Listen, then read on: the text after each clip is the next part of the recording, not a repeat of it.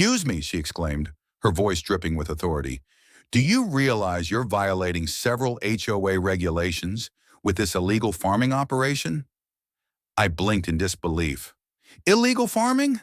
I was just trying to grow some tomatoes and cucumbers." Her accusations came fast and furious, claiming that my garden was an eyesore and that I was in direct violation of the community's aesthetic standards. It was a sunny Saturday morning, the kind that makes you want to dig your hands into the soil and nurture your plants. I was out in my backyard, happily tending to my vegetable garden, when I noticed a figure approaching. It was none other than Linda, who works for the HOA, armed with a clipboard and a look that could curdle milk. The setting was perfect, but her demeanor was anything but that. Homeowners associations play a significant role in many residential communities. Essentially, an HOA is a governing body made up of homeowners who oversee the management and maintenance of shared spaces and enforce community rules. Their primary functions include maintaining common areas, managing community amenities, and ensuring that property values are upheld through specific regulations.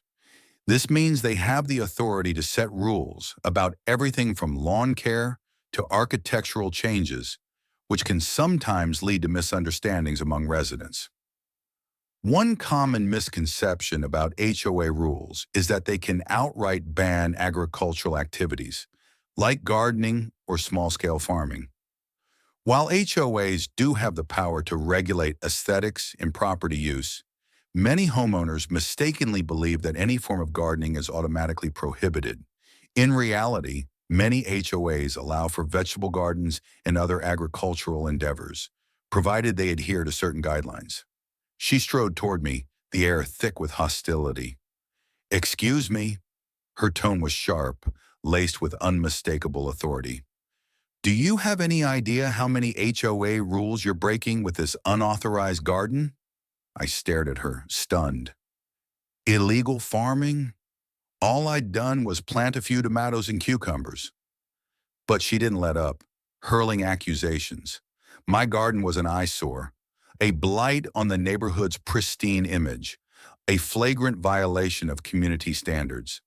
Her tone was a mix of indignation and self-righteousness, as if she were the guardian of all things suburban.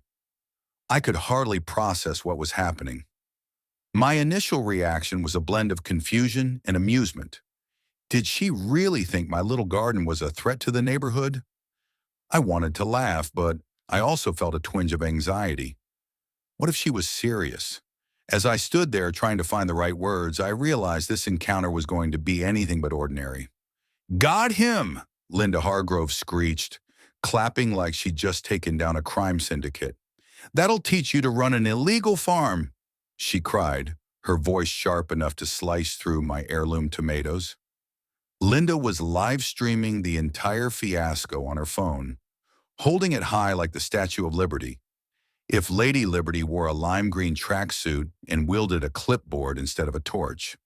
Her live stream was captioned, "Suburban Agri-Criminal Busted Live." I didn't say a word, I just grinned. Because what Linda didn't know, what nobody watching her chaotic, pixelated broadcast knew, was that I, Nathan Caldwell, was the state agricultural commissioner. And her little stunt, it was about to ignite a firestorm she couldn't extinguish with all the garden hoses in Evergreen Meadows. For over 20 years, I had traveled this state, from dusty dairy barns to sterile legislative halls, defending farmers against petty bureaucracy and ill-informed city councils. When I bought a modest home in the quiet, meticulously planned community of Evergreen Meadows, all I wanted was a peaceful plot of dirt to grow food for my family. Nothing fancy, just some raised beds, a few chickens, and a compost bin I jokingly named Betsy. It was my sanctuary. What I didn't expect was that the biggest threat to food security would come in the form of Linda Hargrove, a woman with the heart of a gavel and the soul of a citation. She declared war the moment she spotted a rogue carrot in my soil. The first violation notice arrived wrapped in red ink. Unauthorized agricultural activity. I laughed at it, then filed it. But more came. The fines began at $25, then $50, then $100 a day. I appealed, citing state exemptions for personal gardens. She sneered. Not in my neighborhood, Harrison. It's Nathan. Whatever. Linda wasn't just a rule stickler. She was a clipboard tyrant. Every week she invented new infractions. Grass too vibrant, chicken coop excessively rustic, wind chimes sounding too whimsical. I half expected her to cite my scarecrow for loitering. By the second month, she was peering over my fence with binoculars, muttering into a tape recorder like she was conducting a federal sting operation. One morning, while my nephew Leo and I picked cherry tomatoes, Linda appeared like a specter at the gate, filming from the sidewalk. "I'm documenting violations," she barked. Leo, bless him, walked up to the fence and offered her a cucumber. "Would you like one?" "That's an unlicensed vegetable," she snapped, recoiling as if it were a rattlesnake. "Put it down." Later that day, she returned flanked by two guys in neon orange vests. They looked like mall parking attendants with clipboards. "These are private enforcement agents," she declared. "They look like college kids on break," I replied. "They're here to inspect your illegal agricultural zone." "You mean my backyard?" She shoved a stack of pseudo-legal documents into my hands labeled HOA cease order. "This isn't real," I said. "It's real to me," she retorted. When I didn't back down, she escalated. She called the police, claimed I was growing banned substances and harboring undocumented workers. The cops arrived, clearly expecting a drug den. What they found were sunflowers, squash, and a rooster named Carl. "That chicken's weapon grade," Linda shouted. "I'm the agricultural commissioner," I calmly explained. "This garden is certified." But protocol was protocol. The officers, apologetic but boxed in, put me in cuffs. As they walked me past my lettuce bed, I quipped, "First time a commissioner's been arrested over compost." One of them smirked. Linda glared and shrieked, "You can't grow whatever you want." From across the street, a neighbor shouted, "He's growing tomatoes, Linda." At the station, things changed fast. The moment I showed my credentials, the mood flipped. The sergeant's jaw dropped. The lieutenant made calls. Within minutes, I was uncuffed, offered coffee, and personally driven home. I wasn't angry. I was giddy, because Linda had just handed me a legal sledgehammer. Homeowners associations can enforce rules, but they can't override state agricultural policy. And now she had targeted a state official on record, live stream no less. I called my deputy. "Nathan here. I want a full audit of Evergreen Meadows. Start with HOA records, water usage, zoning compliance." There was a pause, then laughter. "Been waiting for this day." The next morning, my phone buzzed endlessly. Linda's live stream had gone viral. Clips were edited with dramatic courtroom music and captions like "Linda versus the Lettuce Rebellion." One version showed her yelling, "Biohazard cucumbers," with laser-eyed cabbages added in post. My assistant Claire got to work digging into Linda's permits, pesticide use, and irrigation patterns. "Going nuclear?" she asked. She made it personal. Linda fired back with a community-wide email titled, "Why I Was Right." It was a 5-page screed blaming my zucchini for attracting coyotes and agricultural uprisings. Neighbors forwarded it to me with comments like, "This reads like a thriller, but dumber." Unshaken, she called an emergency HOA meeting. I showed up, state badge clipped to my chest. The room fell silent. Linda stood at the front, her mouth twitching. "I'd like to speak," I announced. "You're not on the agenda. As the state's agricultural overseer, I'm here to audit your practices." I began reading citations. Excess nitrate runoff near the pond, unapproved pesticide storage, and suspicious irrigation patterns that favored Linda's lawn while the rest of the neighborhood browned. Her allies squirmed. Even Tom, the treasurer, looked ready to crawl into a mulch pile. That afternoon, state compliance trucks rolled in like an agricultural SWAT team. They took soil samples, deployed drones, unearthed Linda's secret greenhouse, an illegal orchid grow using banned fertilizers. Neighbors gathered, sipping lemonade, watching as the truth bloomed. One kid asked, "Is this a Netflix show?" We uncovered even more. HOA funds funneled to Linda's personal landscaping company, a $1,300 butterfly wall hidden behind her locked fence. HOA dues were literally funding her lawn throne. When reporters asked for a statement, I kept it brief. We're investigating financial misconduct and environmental violations. Linda seized a microphone. This is political. He's targeting me because I said no to backyard farms. Her rant, later dubbed the War on Salad, went viral again, this time with an animated carrot army marching to Wagner's Ride of the Valkyries. The HOA board panicked. Tom emailed me. I didn't know Linda spent funds on herself. I thought the butterfly wall was for everyone. There's no communal garden, Tom. He didn't reply.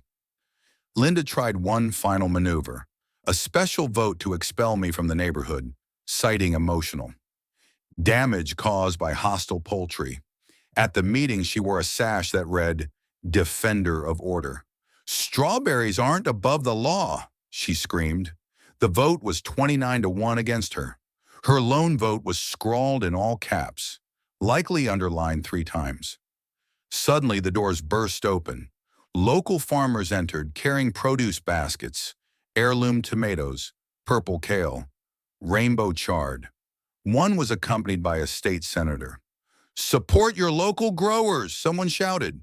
The room erupted in cheers. Linda fled the scene, muttering about lawsuits. The next morning, I found my chicken coop door wide open. Footage from a backyard cam revealed Linda at dawn, trying to free the poultry. Daisy the hen chased her into a compost bin. I filed a trespassing report. She tried printing pamphlets titled, "Save Our Streets from State Tyranny." A child told her, "Nathan gave me a zucchini bigger than my dog." She walked into a hedge and vanished for 2 days. The audit concluded banned pesticides, falsified water logs, and nearly $10,000 in HOA funds paid to her cousin for decorative rock stabilization. The report went straight to the Attorney General. Linda was suspended from the HOA. At court, she strutted in wearing a hot pink blazer that screamed panic. Her legal team looked nervous. My attorney, Rachel, was a shark in pearls. We showed footage of trespassing, financial fraud, and an email where Linda called me a veggie freak she'd intimidate into submission. "It's AI," she cried. The judge didn't blink. Witnesses lined up. Tom confessed to pressure. A neighbor exposed her illegally placed gazebo. An auditor described her $919 lighting optimization scam. The ruling? Devastating. Fines, restitution, a 15-year ban from HOA positions. All unpermitted structures to be dismantled. Her walk of shame was live-streamed by teens. She tripped on a crack. The crowd clapped. Someone threw a cucumber. That night, Evergreen Meadows threw a veggie-themed block party. Cupcakes shaped like carrots. A bounce house labeled "Grow Together." My nephew wore a garden detective badge. A couple hugged me and said their daughter now wanted to be a farmer. I was gifted a bottle of hot sauce labeled "Commissioner's Justice." My garden glowed under new solar lights. My rooster Carl crowed triumphantly. Linda's yard, stripped of its koi pond and butterfly wall, looked like a monument to defeat. The neighborhood, once fractured, began planning a transparent, inclusive HOA. A new committee was formed. Neighbors for Growth. We met under my grape trellis every Sunday. The Evergreen Harvest Festival sealed the transformation. Booths lined my yard. Kids played veggie toss. A band played folk songs about compost. Linda tried to crash, disguised in a floppy hat and fake mustache. Daisy recognized her instantly. The chase ended in a sweet potato wheelbarrow. A deputy escorted her away for violating her court order. The governor sent a certificate naming Evergreen Meadows a pilot community for urban farming, with exemptions and state funding. At twilight, my nephew slept beneath the grapevines. I watered the rosemary as folk tunes drifted through the air. A sign hung near the coop, painted by neighborhood kids. Caldwell's Coop, where community grows. Below it, a doodle of Linda fleeing from Daisy. I left it there because this wasn't just about revenge. It was about planting something worth protecting and watching a community bloom in defiance of pettiness. Linda learned that the hard way, and Evergreen Meadows would never be the same again. In the days that followed, I reached out to the HOA to discuss the incident and propose a community workshop on gardening and local regulations. They agreed, and we set a date for an event that would educate residents about their rights and responsibilities regarding gardening. Reflecting on this encounter, I learned that communication is key. It's easy to jump to conclusions without understanding the full context. This experience reinforced the importance of knowing your rights and being willing to engage for debate. If this story moved you, don't forget to like, share, and subscribe for more powerful tales of resilience and justice. Your support allows us to keep delivering valuable insights and stories that inform and inspire people everywhere. Thank you for watching Work Story, and see you in the next one.